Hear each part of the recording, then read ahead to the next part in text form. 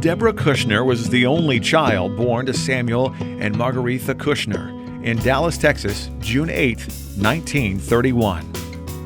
Her parents were a major influence for her, teaching her the core values of love for her country, her family, and her friends. They also taught her the importance of investing, spending carefully, and working diligently. But their most important lesson was to teach her to help in her community whenever she could. Some of her fondest childhood memories are of roller skating on her neighborhood sidewalks with constant Band-Aids on her knees. Her entrepreneurial spirit came early in life. At age 13, she convinced a Dallas theater owner that she could operate a Saturday morning children's show. An owner of the theater came all the way from California to give her management responsibilities. I was so surprised to learn she was only 13 years old. Debra graduated from Montclair Academy on June 4, 1948, and attended Denver University to receive her bachelor's degree. She graduated in 1951 with a major in English literature and a minor in economics. Debra held many jobs after college, including an insurance underwriter, a loan officer in a bank, scheduling TV and radio airtimes for an advertising company, filing divorces and researching case law as a legal assistant, and as the controller for 2 different companies. Oh, I would describe Debra to a stranger as a wonderful, exciting, happy lady. She is full of life in every aspect. She just beams excitement whenever she does anything, and everything that she just does it full throttle. She loves to have adventures in business and in her regular life, and I think that's wonderful. And she's so nice. I mean, she's genuinely nice. She will help anybody for any reason, and I think that makes her a great person. Something I admire most about Debra is her drive and her motivation. She had a dream as a young girl to be a manager of a movie theater, and it has gone throughout her whole life of the management skills, and now she runs 4 companies and she's very successful at it. So I love her motivation and her determination. I think Debra is deserving of this honor because she is such a wonderful woman. She has got her hand in all kinds of charities throughout the entire city of Richmond, and she's so generous with everything that she does. She's generous with her time, she's generous with her money, and she's just a loving and caring person. How Debra met her husband is an interesting story of being in the right place at the right time. She couldn't go home to attend Passover one year, and a friend of hers invited her to their home in Colorado Springs. They attended a young people's event at the synagogue, and that's where she met Jack Edelman. They were married July 29, 1953. They had one son, Israel Edelman, who is deceased. One day, Jack came home early and said he wanted to quit his job. Debra said if he wanted to go into business, she would help him. He said he would go into business in a small way, and she replied, "Oh no, if we're going into business, let's put up everything, the house, the boat, and the cars, all we have." He agreed. She spent a great deal of time drawing up a business plan to present to the bank. And at the time, the bank president was Wayne Stidham, so they made an appointment with him. Wayne agreed to a loan, and they received a small business administration guarantee for the loan after their business plan was approved. On the way out of the bank, Jack said, "What do we do now?" Debra replied, "Buy the equipment. Start trying to get scrap accounts." That first day of the Recycling Center Incorporated, Ian McKenzie called and said, "I heard you're going into business. Where are my containers?" His company, Wallace Metals, was the largest producer of scrap in Richmond, Indiana. The second day, Al Roser of Lear Company called and said, "I heard you're going into business. Where are my containers?" They were thrilled and said, "We are in business." Debra and Jack started their business in 1974.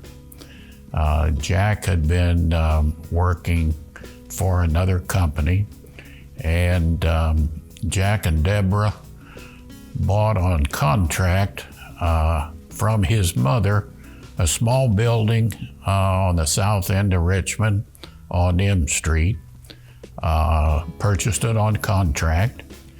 And not too long after they started their business, There was a property next door that, as I recall, had a garage, car repair shop. The man wanted to sell the property on contract with $500 down payment. And Debra said, well, Jack, let's buy that lot. And Jack said, well, we don't have $500, Debra. I can't come up with $500. And she said, well, I think I might be able to find $500.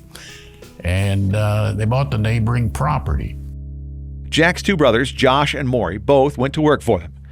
Debra is grateful for their knowledge of the scrap business and their contribution to Jack and Debra's and the company's success. They rented containers until they could get theirs delivered. They drove to Wisconsin and purchased an above-ground baler because they couldn't afford a more expensive in-ground baler. Debra said their goal was to pick up the abandoned cars and appliances littering roads, highways, streets, and alleys. The city already had a supply of towed cars available, and there were 2 local wrecking yards with plans to close down their business. So they began collecting all the scrap metals, baled everything, and started to prepare it for shipping. But before they could get their first orders of scrap sold, the economy took a turn for the worst, and steel mills stopped purchasing scrap metal. The Edelmans began looking around for other options for their metals and found that England was purchasing scrap from the United States. They were hard-pressed to turn their money over, so they made arrangements to sell the scraps to England and began shipping it to the East Coast for export. Their next major purchase of processing equipment was a shear. They ordered one which was manufactured in Texas. One morning at 2 a.m., Jack said, "Debra, wake up. The shear's probably at the truck stop." They drove to the truck stop, and it was there. Ron Oberly brought a crane to them because they didn't have one large enough to unload it. Since then, that baler and shear have been replaced with larger ones. In 1984, they purchased a second company in Dayton, Ohio, which was larger than their original recycling center incorporated. It was the Franklin Iron and Metal Corporation. Debra says, "We wanted additional market share, and Richmond City Council said the recycling center was big enough, but we still wanted to grow."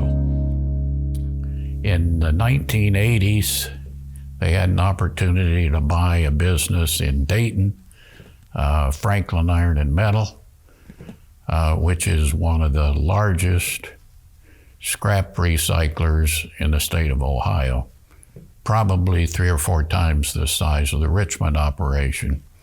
But Jack and Debra have always been dedicated to Richmond, and when they had to buy tires for trucks in Dayton, they always bought them locally. When they went to buy new equipment, they always tried to use local merchants in expanding their business. In Dayton, the company never had an issue with expansion, and they increased their number of highly paid, skilled jobs they had to offer. With the addition of the Dayton company, they added a shear and 4 balers. Plus, they purchased and installed another shredder. Smarelli Construction did the Dayton work for the company and installed a state-of-the-art stormwater processor. It automatically added the chemicals to purify water. A wire processor was purchased, enabling the company to process wire that was shipped to China. Then there was the addition of an aluminum can processing area, a drive-through purchasing area, and a new and used steel sales area. Debra's business has grown from 2 employees to over 250 employees currently. Debra employs about 250 people, and most of her employees are very long-term employees, and that says a lot about her and the business. If you get employees that have been there 10, 15, 20 years, she's raised families. I mean, truly, she has provided a place of employment for families to grow on and kids to go to college and insurance, and she does all of that. And no matter how bad the times are, she makes sure that you've got something to do so you can come to work every day. I mean, she truly keeps the jobs available and keeps everybody there. Someone once asked Debra if she liked being in business, and she said, "Sometimes it's fun, and it is. And sometimes it's scary, and it is. But it's never boring." I first met Debra Edelman with my new position at Reed Health Foundation in 1997. Debra was serving on the foundation board at that time. Debra, in fact, served multiple tours of duty on the foundation board from 1994 to 2002, and then again from 2004 to 2012. So 18 years of service on the foundation board. So in that light, Debra was one of my first board members, and she was so kind at those opening moments, those opening years, to help me to understand Reed Foundation, its position in the community, and help me to get acquainted with the community. This is where I first met Debra. Truly, when I think of junior achievement and entrepreneurial spirit, and good of the community, Debra Edelman epitomizes all that junior achievement would like to pursue, would like to see happen. It really is about raising the bar for the community. It really is about taking risks and stepping out in faith for the good of your community, and to have good, solid business practices. I've also just described everything in Debra Edelman's being.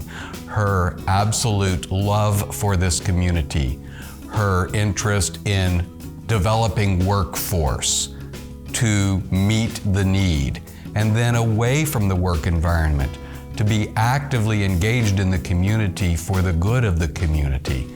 I cannot think of anyone better suited than Debra.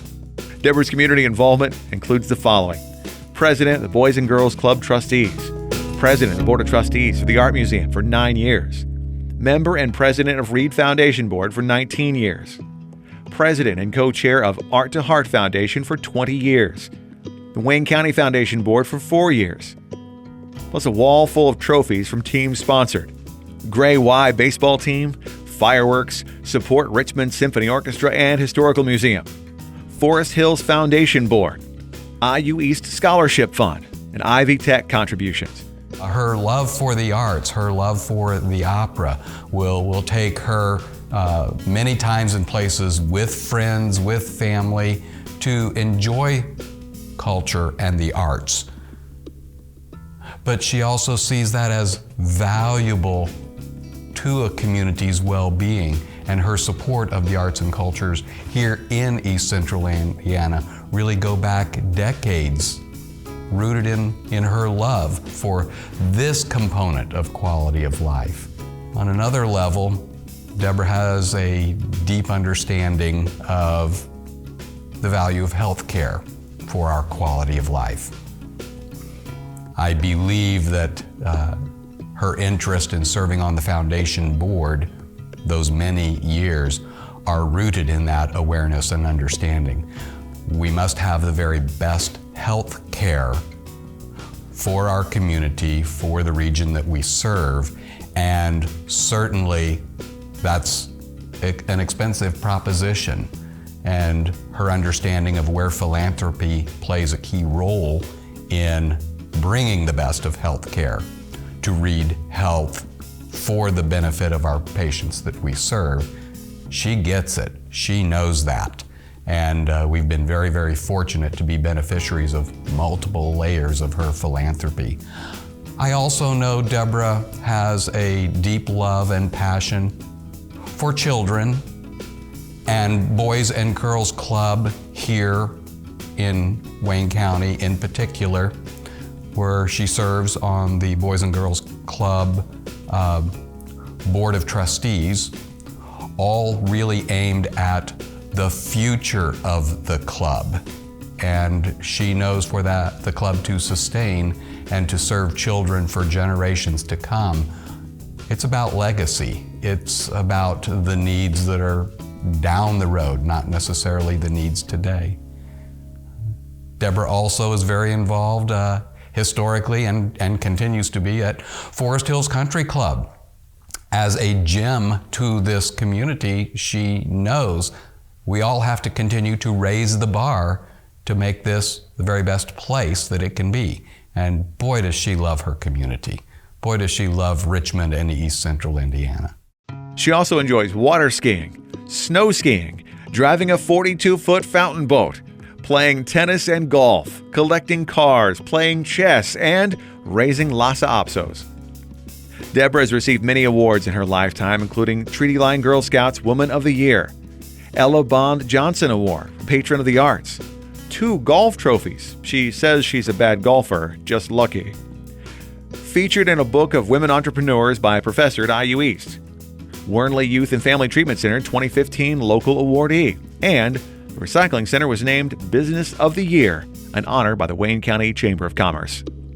She attends Beth Jacobs Synagogue in Dayton, Ohio, and Beth Borak Temple here in Richmond. I think some of the things which I respect the most about Debra and her business is that I've often told my law partners that I've never had a meeting with Debra that I didn't learn something. Debra is very intelligent. She's had a wide variety or a vast experience in business in different areas. She at one time was an underwriter for an insurance company, worked on a law office at one time, but she's very insightful, she's very progressive, and always looking to the future. And at the same time, she's totally open-minded, and she's always seeking advice, and she makes her decisions based on that advice and then carries it out. When asked what she's most proud of, she says it's her wonderful husband and son, but also the successes that they've had in business. Her happiest memories involve getting married and adopting Izzy, but also burning the first mortgage on the Richmond property and being able to purchase the Dayton, Ohio facility. Her most challenging times, she would say keeping up with the government regulations to always remain in compliance. Debra wants to be remembered as someone who loves the business that she's in, that it's a business that is greener than any other, and they recycle everything they buy, and it's melted, something is made of something discarded. When asked what others would say about her or her business, she replied, "You're driving your grandfather's car, and that the business does everything that is good to help the environment." And I just love being around her. There's something about her that draws you into her. She's constantly smiling. She's always happy. And she always has an idea. And it's kind of crazy because you just never know where she's going to go. But it's always going to be fun. You don't ever have to worry. It's always going to be a great thing to do. But, she's always ready to do something new and adventurous. And she's a ton of fun. Her last thoughts include, "We're still growing. To me, either a company grows or it gets smaller." Junior Achievement is proud to honor one of this year's laureates with their 2019 Business Hall of Fame, Debra Edelman.